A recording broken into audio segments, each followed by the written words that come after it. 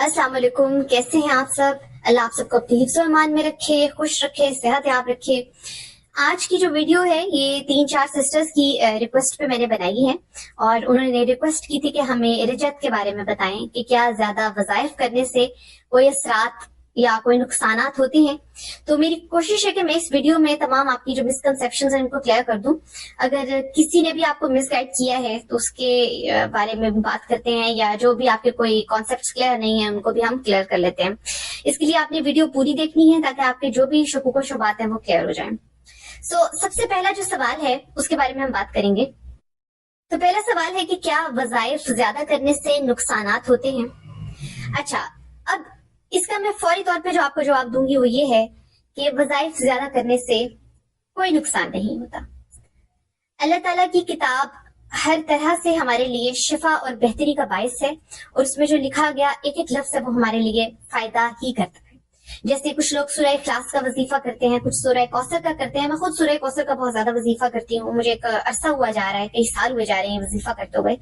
तो ये सब कुरान का हिस्सा है, इसलिए वो सब वजीफे जो सुन्नत से साबित है या मुजरब वज़ाइफ हैं वो आप कर सकते हैं और उनका कोई नुकसान नहीं है। क्योंकि मैं खुद एक अरसे से, जैसे मैंने आपको बताया कि सूरह कौसर का मैं बहुत ज्यादा, मुझे 3-4 साल हुए जा रहे हैं मैं उसका वजीफा करती हूँ और मुझे आज तक इसका कोई नुकसान नजर नहीं आया। सवाल नंबर 2 है, क्या वज़ाइफ करने के लिए हमें किसी की इजाजत की जरूरत होती है? तो अल्लाह की इजाजत के बगैर हमें किसी की इजाजत की जरूरत नहीं है। खुद अल्लाह ने हमें इस चीज की इजाजत दी हुई है कि हम कसरत से जिक्र अस्कार करें, नवाफिल अदा करें और कुरान की तिलावत करें और इसको पढ़ें भी और समझें भी। तो इसलिए हमें किसी की इजाजत की जरूरत नहीं है सिवाय अल्लाह के। सवाल नंबर 3 है कि क्या वज़ाइफ भारी या जलाली होते हैं?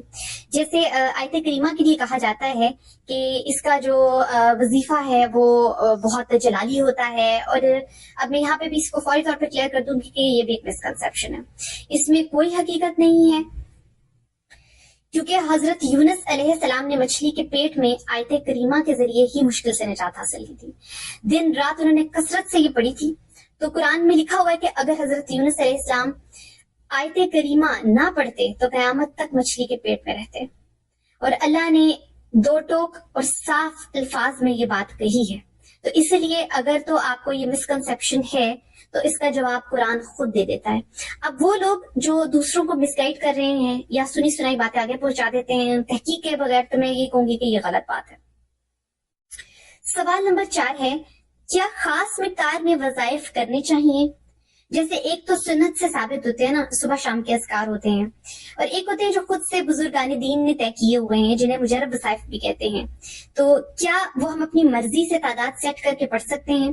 तो एक वीडियो है मौलाना तारिक मसूद की, अगर आप इसे सर्च करेंगे तो आपको मिल जाएगी। उन्होंने भी यही कहा हुआ है कि कुरान के अंदर से आप जो भी पढ़ रहे हैं, ठीक है, खास मिकदार सेट करके पढ़ रहे हैं, लेकिन इसकी एक शर्त है यहाँ पर कि आप अगर अपनी मर्जी से तादाद को सेट करके पढ़ें तो आप उसको मंसूब नहीं करेंगे। ठीक है, मंसूब आपने ये नहीं कहना कि अल्लाह ताला ने ये कहा है या रसूल सल्लल्लाहु अलैहि वसल्लम ने ये कहा है, तो फिर ये बिदअत हो जाती है। ठीक है, तो आप अपनी मर्जी से तादाद सेट करके पढ़ सकते हैं और अपनी आसानी से जितना चाहे उतना पढ़ सकते हैं। बस बात इतनी सी है कि आपने उस नंबर को फिक्स नहीं करना, दीन का हिस्सा नहीं बनाना या दीन के साथ मंसूब नहीं करना। बाकी आप जो भी कुरान में से पढ़ते हैं वो सब ऑथेंटिक है और मुझे उम्मीद है कि आपके शकूक शुबात यहाँ पर क्लियर हो गए होंगे। इसके अलावा अगर आपको कोई रेफरेंस चाहिए तो बेशुमार उलमाए दीन की वीडियोस आपको मिल जाएंगी जो यही बातें कंफर्म कर रहे हैं। बाकी हर काम का लेना देना सिर्फ अल्लाह के साथ है। वो दिलों का हाल जानता है, आपके दिल का हाल जानता है और उसी ने ही हर दुआ कबूल करनी होती है। वो नियत से वाकिफ होता है कि कौन सा मेरा बंदा किस नियत के साथ मुझसे ये दुआ मांग रहा है या ये वजीफा कर रहा है। लोग गलत बातें करते हैं, मिसकंसेप्शंस फैलाते हैं और आप उनकी बातों को ना सुने। आप अपने वजीफे, अपने वज़ाइफ जारी रखिए। अपना बहुत सारा ख्याल रखिएगा, दुआओं में याद रखिएगा। जज़ाकल्लाह, अल्लाह हाफिज।